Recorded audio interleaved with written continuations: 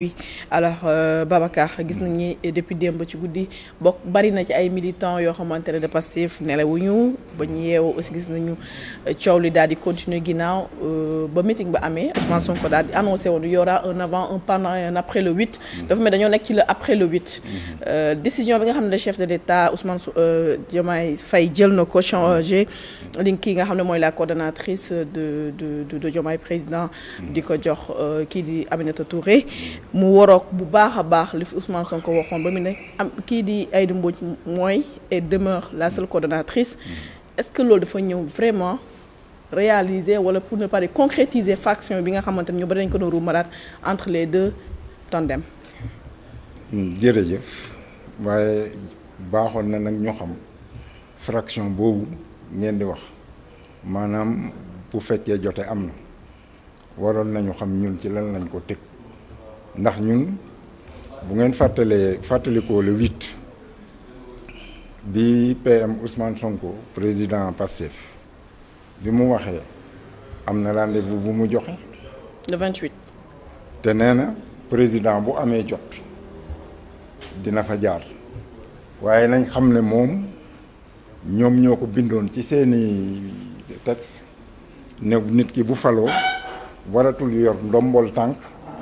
ci biir parti bi kon Diomaye ba mu nekkee président la tekki ndombo tànk secrétaire général ci parti bi loolu nangu nañ ko waaye loolu taxul mu génne ci parti bi membre la ci biir parti bi waaye li leen Ousmane tegal mooy ndegam dafa nekk président léegi am na loo xam ne dootu ko mën a def léegi mu toog bi man parce que bi ma toogee suma soxna moo ma informé ne ma ndax yaa ngi gis dëkk bi liy xew mais man dëgg-dëgg mun naa wax ne daal xeeb naa ñu bëree bëri. ça veut dire xeeb naa ñu ci média yi ndax média booy traité information yow mi nga xam ne yaa ko andi am responsabilité di ko jox askan bi yaa am responsabilité de la vérification est-ce que rédaction yi jot nañu. xibaar bi dañ leen ko yónnee wala dañ ko gis ci réseaux sociaux yi rek. waaw ñu bari di ci réseaux sociaux lañ ko gisee. léegi yow boo gisee benn média benn lu ñu bind ci réseaux sociaux dama bugg rek ñu njëkk a tàmbali ci forme bi boo jëlee liñ wax ne moom la Pastef génne document ba bureau politique lañ wax amul kenn ku ko signé xanaa bu bureau politique bi di signé benn du communiqué buy génn. xanaa dina am koo xam ne moom moo signé pour le bureau. kon yow da nga mettre en doute authenticité li nga xam mooy ñaari communiqué yi. waaw léegi dama lay andi moom sumay élément rek léegi moom ci loolu mu andi ñoom waa Pastef kon xam nga dañoo signé rek donc c'est un document anonyme nee nañ daal bureau bi moo réunir kañ la réunir fan xamuñu. leen du bureau bi Ayib Daffé moo convoqué. non mais signé wul document bi kenn signé wul ko c'est sur la forme laa lay wax. document bi ñu wax ne Bassirou moo ko bind ak bi nga xam ne Pastef moo ko bind ñoom waxuñu de la même personne parce que document bi ñu wax ne ci Diomaye la jóge lu ñu ca bind Aïda Mbodj. waaw. est-ce que c'est son nom d'état civil. Aïssatou Mbodj.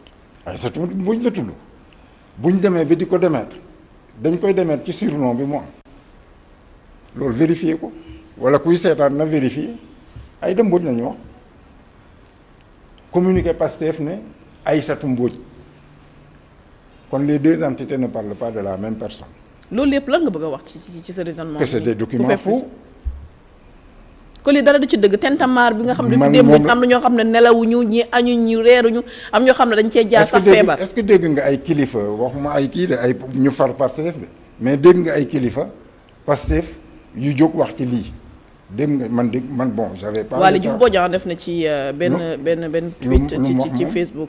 bon dafa gën a wax ni moom day gën a marqué ancrage am bi ci Pastef que moom tout ce qui tourne ci Pastef moom périmètre Pastef politique Pastef rek la ciy jox boobu. loolu rek la wax mais Diomaye dafa am beneen périmètre bu dul Pastef Diomaye mënu ko am amuloo échéance électorale parce que léegi boo jëlee ñaar ñooñu Aïda Mbodj fii Aïssatou Mbodj fële.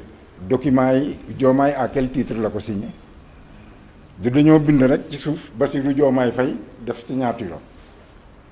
Il le fait à titre de président à quel titre la koy def. Et la lettre était destinée aux alliés. Est-ce que waruñu woon am la liste des alliés yi nga xam ne ñoom lañ yónnee lettre. neen ci groupe WhatsApp bi la ko Aminata Touré dugal. loolu la ñu wax waaw yow tamit groupe WhatsApp c'est pas administratif. C'est-à-dire que quand les médias vont jusqu'à analyser un fait aussi important war nañu dem vérifier la véracité ba mu wóor leen ne li ñuy wax ne am na fu ñu ko teg. waaw loolu dañu jàngaloon école. wala les personnes concernées mais looluy journalisme. mais jamono biñ toll nga xam ne mun nga générer texte boo bëgg. waaw tout avec l'IA. même les voix mun nga ko générer. bu mbir génnee da nga caa war a xof. et léegi comme dégguloo nag parce que man day boo jëlee contexte bi yow yaa ngi génn ci terrain meeting réussir nga une grande manifestation politique joxe nga sa message joxe nga rendez-vous ci biir loolu yow loolu ruusagul nit ñi sax waxaguñ yéen ngeen ne da ngeen di dugg ci logique conflictuelle léegi nag bu fekkoon ne conflit dafa am qui pourrait y gagner quelque chose diggante Diomaye ak Ousmane Sonko dafa amul sens xuloo bu amul raison nit munoo dem ba 54% des électeurs sénégalais wóolu la jox la nguur te nguur gi ñu leen jox xam nga di nga dégg sax ay waa Pastef di revendiquer victoire. mais xam nga ñaari nit bu ñu booloo ñaari entité booloo ay parti booloo mu nekk une coalition gis nga yéene ba Ousmane amoon ba joxoñ Diomaye loolu rek am na ñoo xam ne looloo tax ngor gi am ci seen diggante moo tax. mais Babacar est-ce que ça nekkoo dans le déni c'est vrai que si ci forme bi travail journalistique bi waroon nañoo gën a creuser mais dépasse nañu phase di wax ni deepfake la wala fake news la parce que bu ñu demee ba lee dépassé wuñ ko parce que man li may dégg ci réseaux sociaux yi à la limite man sax nangootuma ko déglu entre nous hein. Certains médias aussi quand je les ai vus ni ñu traité question bi je me dis que fii est-ce que am na rédaction parce que une rédaction sérieuse bu ñëwee toog day teg documents yi analyser li ma la wax nii ci documents yi yow loolu feeñul ci sa bët booy mën nañ ko génnee fii.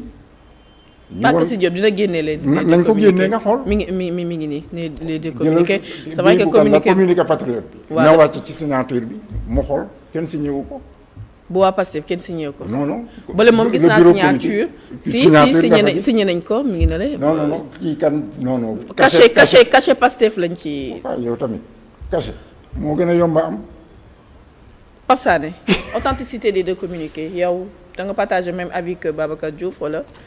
Bon, par rapport au communiqué de Pastef, waaw j'ai émis quand même des doutes entre nous mais ci beneen bi man dafa am ku ma ci waxal mu ne ma non mu ngi nii suñu groupe d'ailleurs yónnee ma benn capture d'écran bi nga xam ne kii di soxna Aminata Touré moo leen ko yónnee pour confirmer mu ne que moom justement jot na courrier bi quoi. waaw kooku mooy premier courrier bi mais pour bu Pastef bi entre nous li Babacar wax démb ak tey j'ai appelé au moins 5 personnes mais kenn mënuma ci confirmer effectivement moom mu ngi woon ci réunion bi wala bi ñuy bind communiqué bi il était présent. mais su fekkee ku mel ni Waly Diouf Bodiang génn daal bind sur sa page Facebook di wax ni je ne me sens nullement concerné politiquement par tout ce qui se fait en dehors de Pastef mon périmètre et mon horizon politique se limite uniquement à Ousmane Sonko. C'est une vérité. est-ce que loolu du rejoindre que carrément il y a am na benn problème boo xamante ne nekk na fa diggante Ousmane Sonko et le président Diomaye. mais xëy xam nga man li ma ci gën a jaaxala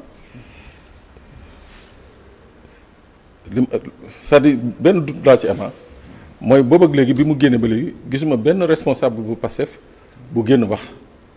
bah c'est vrai aussi hein xanaa tout ça mangaté tout ça. non c'est-à-dire ñoom dañu wax. moom attaqué na moom Aminata Touré moom frontalement. non ñoom dañu wax fi mu ne nii parce que benn lii dafa mel ni xam nga laboratoire bu liggéeyee ba teg parce que lii boo ko analyser dëgg-dëgg dañoo jël discours Ousmane Sonko. ñu xool lu mun a nekk des points de divergence et ils ont frappé là-bas boo xoolee depuis le temps s'ils veulent vraiment attaquer le Pastef dañuy bàyyi ba Ousmane Sonko mii kilifa bi wax mais ca la muy wax dañuy jël benn élément comme bi mu waxee ne bu munul nañu jox kooku ça aurait pu être interprété autrement mais am na noo koy interpréter effectivement day mel ni day joxar bi président bi yow nag bu ma farul ak yow boo amee ci sa langage loo xam ne mun na nekk loo xam ne bu ma fa dóoree mu gën a métti mais opposition bi foofu lay dóor. pour yow kan moo war a def manœuvre yi le système les gens qui sont dans. je sais pas si faire ñoom que ce soit Sonko wala Diomaye kan moo am intérêt vraiment. que situation bi ñu koy ñu. ñi am intérêt parce que dans le fond yow ban intérêt la Diomaye ak Ousmane mun a am ci ñoom ñu jote ñoom ñaar parce que tey bu ñu demoon xam nga mbir boo xewee rek boo koy analyser ay temps da ngay def projection bu xaw a sori xam nga jàkkaarloowu nag élection en dehors des municipales de 2025 lan moo fi jar diggante le 8 ak le 11 ngay njëkkante ci ay affaire coalition une coalition pour aller vers où. pourquoi pas aussi Diomaye se prépare am appareil politique.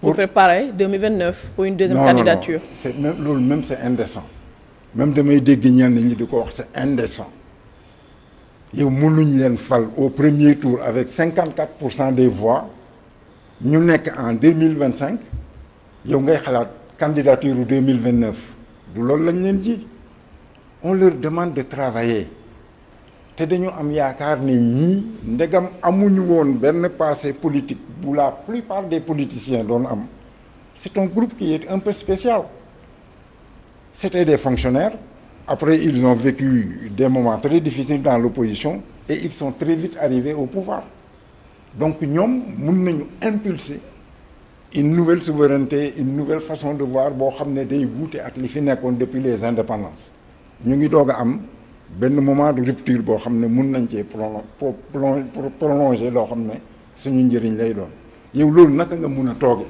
yow sa toogaay jekkagul ñu ngi wax ay waxu dette cachée pareeguñ ci loolu yaa ngi ci ay reddition des comptes pourquoi mettre sur la table des élections de 2029 comme eux s'ils n'avaient pour qui que des élections ñu nekk ñu ci loolu te tey lii nit ñi xamul bu Bassirou toogoon tey rek ne dafa mer daal di gerte bàyyi kan mooy nekk président. El Malick. pour combien de temps 90 jours. ak ñu organiser élection. mu organiser élection bu boobaa Diomaye day demal boppam Ousmane demal boppam ak kan ak kan yaakaar nga ne dans ces conditions nous on va se retrouver avec une troisième voie boo xam ne du doon kenn ci ñoom ñaar kon est-ce que ñoom ils ont intérêt à éclater ce qu'ils ont aujourd'hui mu nekk loo xam ne c'est un rassemblement historique c'est-à-dire ñoom bu fekkee conflit dafa amul benn gain politique bu mu leen di amal sauf que peut-être am na ñenn ñoo xam ne buñ faree ak Diomaye mun nañu wax ñii far ak Sonko mun nañu wax mais ñooñu c'est un peu des groupuscules qui n'ont pas compris grand-chose et qui sont partisans mais la finalité mooy nekk lan tey même bu Ousmane demoon assemblée après bu fekkee ne mun na fa dellu bu fa dellu woon au bout de 2 ans Diomaye tas kii bi parce que mënatul gouverner n'ayant pas la majorité nguur nga ñuy samp bu ñu tëggee ay présidentielles beneen troisième voie. mooy Babacar kon mun nga ñu expliquer qu'est-ce qui se passe en ce moment. Qu'est-ce qui se passe mooy il y a un combat. Diomaye et Ousmane Sonko ont initié un altruisme boo xam ne ñun xamuñ ko woon ci politiciens yi mënumaa dem ma yéene Pape Sané mu dem ma jàppale ko boot ko pour mu dem ba yegg toog nga xam ne ñii parce que li ñuy ragal dëgg bu fekkee ne ñoom dañoo demoon ba 2029 Diomaye ne comme yow yaa nekkoon suñu candidat man day te xam naa ne su ma la bàyyee même boo defoon ñaari mandat man mun naa ñëwaat kon Ousmane dama lay jàppale ngir nga nekk président 2029 pourquoi nit ñi bëgg rek Diomaye mel ni koo xam ne dafa dof àndul ak xelam nguur dofloo ko mu dem dugg ànd ak ay noon ngir jàmmarloo ak ñi nga xam ne ñoo ko jox li mu am loolu xel mënu ko may. mais su fekkee communiqué bii nii Aminata Touré jógal ci kii bi dafa mel loolu lay dëggal ndax kii dafa ne man kii du ñu jiite Aminata Touré nag invité leen ko mu ñëw wax du ñëw wax invité leen Aminata Touré wala invité leen kii Aïda Mbodj nga xool ndax dinañ wax doom du ñu wax te waa Pastef yaakaaruma ne dinañ wax. alors Pape Sané soo déggee Babacar lii lépp muy wax c'est comme si Ousmane Sonko lu ma waxoon ci terrain meeting bi dem na boy naan maa ngi wax le président na ñëwaat ci parti bi mu